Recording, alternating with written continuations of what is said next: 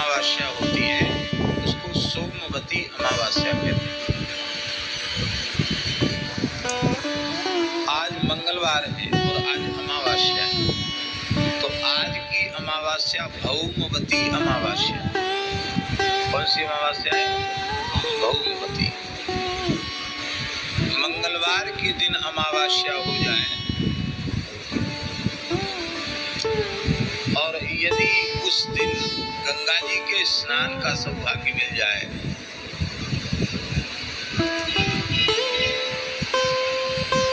तो पुराणों में लिखा हुआ है कोटि सूर्य ग्रहाधिका, करोड़ों सूर्य ग्रहण का के पर्व पर जो गंगा स्नान की महिमा है उससे करोड़ों करोड़ों गुनी महिमा आज भौमवती अमावस्या पर गंगा स्नान।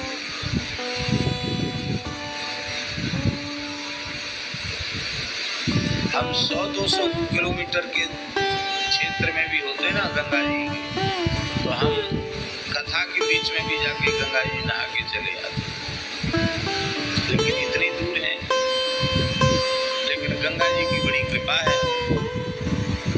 परम पूज्य श्री रमन रेती वाले महाराज जी के विशेष अनुग्रह से लगभग 2007 से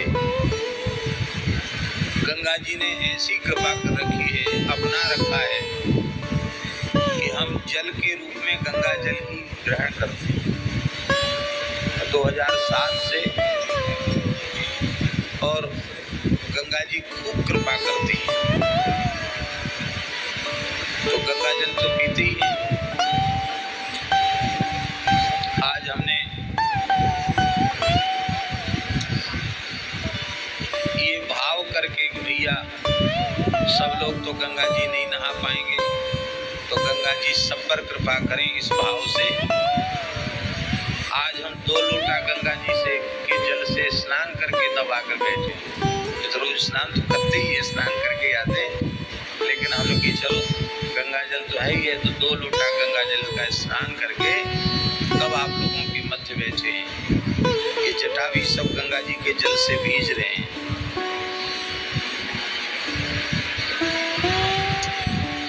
गंगा जी की बड़ी महिमा। आज भौमवती अमावस्या, आज जो कुछ किया जाता वह अक्षय हो जाता है।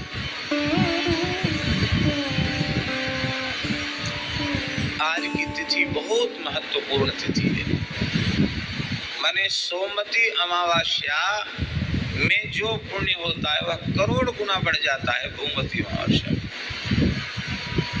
हम लोग तो पंचांग तो देखते ही नहीं, पंचांग होता ना हमारे यहाँ, पंचांग तो देखते ही नहीं, पंजिकाएं चल गई हैं, पंचांग प्रामाणिक पंचांग तो देखते नहीं, पंचांग देखना आता भी नहीं।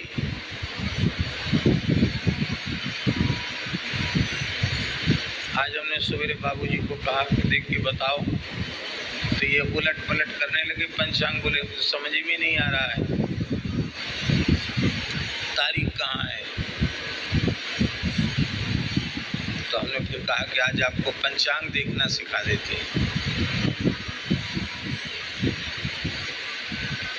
ज़्यादा उम्र तो है नहीं, थोड़ी समय बाद 84 के चक्र से मुक्त होने वाले हैं, 83 में चल रहे हैं, 84 में पहुंचेंगे। तो आज इनको पंचांग, हम भी कोई बढ़िया देखना नहीं जानते हैं, लेकिन फिर भी पंचांग में क्या लिखा है इतना तो पढ़ सकते हैं कि नहीं। आज भौमवती अमावस्या, हमको कल तक स्मृति में नहीं था, आज सवेरे जब संकल्प करने बैठे तो अरे अमावस्या मंगलवार भौमवती, कहीं चतुर्दशी तो नहीं है। फिर हमने पंचांग निकलवा करके फिर देखा, बोले आज भौमवती।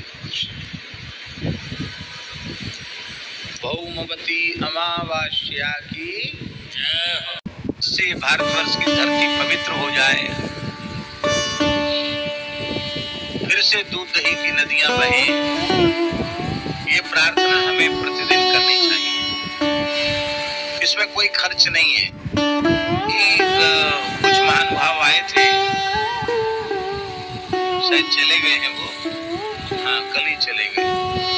वो बता रहे थे, महाराष्ट्र से ही आए थे।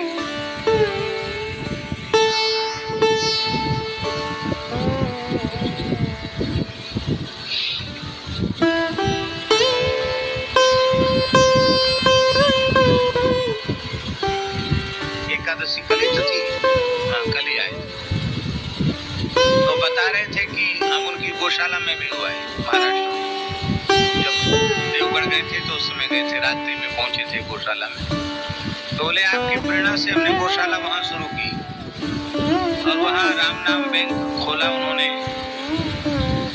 तो बोले पहले 13 करोड़ का लक्ष्य रखा था कि 13 करोड़ राम नाम को रक्षा के लिए लिखेंगे और बोल रहे थे महाराज 25 करोड़ हो गया है। कल बता रहे थे 25 करोड़ राम नाम का लेखन हो गया। हम लोग तो लिखते ही हैं। हमने जिन जिन लोगों को नाम लेखन में लगाया वो शराब पीते थे और राम नाम लिखते लिखते उनके सबके दोष दुर्गुण व्यसन सब समाप्त हो गए। वो सब भगवत प्रेमी हो गए, वो सब गोभक्त हो गए, गौशाला में आकर सेवा करते हैं। वो तो बड़ी बड़ी अनुभूतियां सुना रहे थे और कह रहे थे कि अब तो करोड़ों अरबों की संख्या में नाम को विराजमान करने का भाव बन रहा है। लोगों को खूब लाभ मिल रहा है। भगवान कृपा करें, हम सबका जीवन सार्थक हो और हम भगवान से नित्य प्रार्थना करें।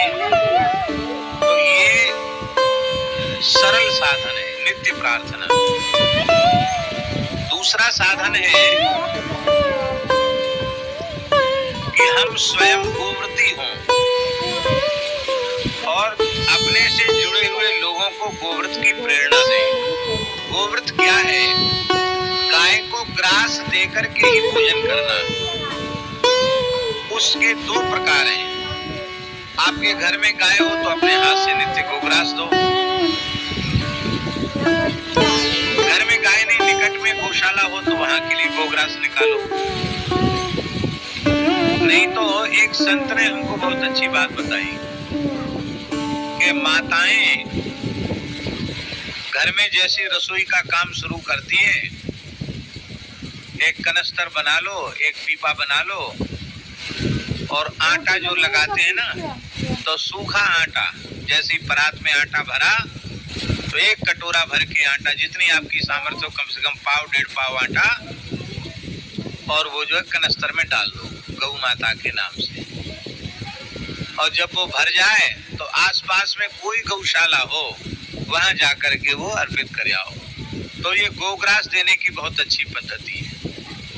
दूसरे एक सज्जन के यहाँ हमने देखा कि घर का प्रत्येक व्यक्ति भोजन करने से पहले कुछ सेवा निकालकर गोग्रास के डिब्बे में डाल देता है।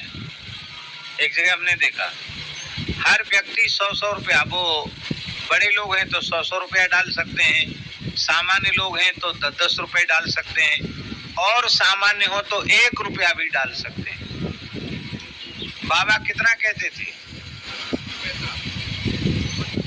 बाबा ने तो शुरू किया था, पूज्य बाबा ठाकुरदास जी ने 25 पैसा रोज निकालो। अब तो 25 पैसा भी नहीं चलता। 1 रुपया की जो कॉइन्स है वो भी शायद दुकानदार अब नहीं लेते हैं। बाबा ने तो 25 पैसा कहा था।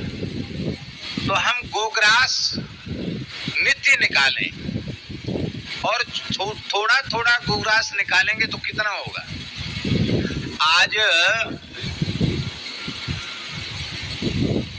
130 करोड़ देश की संख्या है, उसमें हिंदू कितने होंगे? 80 करोड़ से तो कम नहीं होंगे। बोलो, 80 करोड़ से कम होंगे क्या? 80 करोड़ गोवंश है भारत में। कितना है? 8 करोड़ है, देख से देख। अब प्रत्येक हिंदू 80 करोड़ हिंदू हैं, 1-1 रुपया रोज का निकाले तो कितना हुआ? अरे सीधा सीधा 80 करोड़ हुआ कि नहीं हुआ? कोई समस्या है कोई?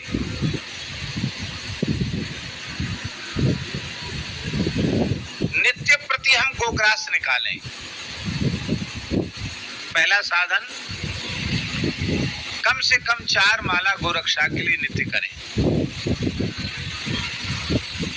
महामंत्र की करें या गुरु मंत्र की करें, निज मंत्र की करें, जो भी आपको मंत्र मिला हो, अथवा कोई मंत्र न मिला हो तो आप जो भगवान का नाम आपको अत्यंत प्रिय हो उस नाम की आप 4 माला कम से कम गोरक्षा के लिए करिए। इसमें कोई खर्च नहीं है, प्रार्थना कर सकते हैं। नित्य प्रति गोग्रास निकालें। तीसरा साधन है क्रियात्मक रूप से, भावात्मक रूप से, रचनात्मक रूप से, सृजनात्मक रूप से, किसी भी रूप से रोज गो सेवा करें। आपके पास गाय नहीं है, जहां आप रहते वहां गाय नहीं रख सकते, तो गो सेवा संबंधी, गो उपासना संबंधी, गो संबंधी विचार भी आप नहीं दे सकते हैं क्या? बोलिए, विचारों को प्रेषित कर सकते हैं कि नहीं? गो उपासना संबंधी विचारों का आदान प्रदान कर सकते हैं कि नहीं कर सकते हैं? किसी न किसी रूप से हम गो सेवा करें। अपने जीवन के प्रत्येक उत्सव में गो सेवा का एक अंश निकालें। लड़के का विवाह है, मान लो आप बहुत संपन्न हैं और 1 करोड़ रुपए आपके लड़के के विवाह में खर्च हुआ। अब तो ज्यादा भी खर्च होता है, हमने सुना है, लेकिन एक अपने हिसाब से हम बता रहे हैं। मान लो 1 करोड़ रुपए खर्च हुआ लड़के के विवाह में, तो आप निश्चय कर लो कि भाई इसका दशांश हम गो सेवा में करेंगे। तो 1 करोड़ का दशांश कितना हुआ है? 10 लाख हुआ ना। ठीक इसी प्रकार से लड़की के विवाह में आप मकान बनाते, मकान में भी अंश रखें कि मकान बनाने में हमारा जितना खर्च होगा उस खर्च का दशांश हम गो सेवा में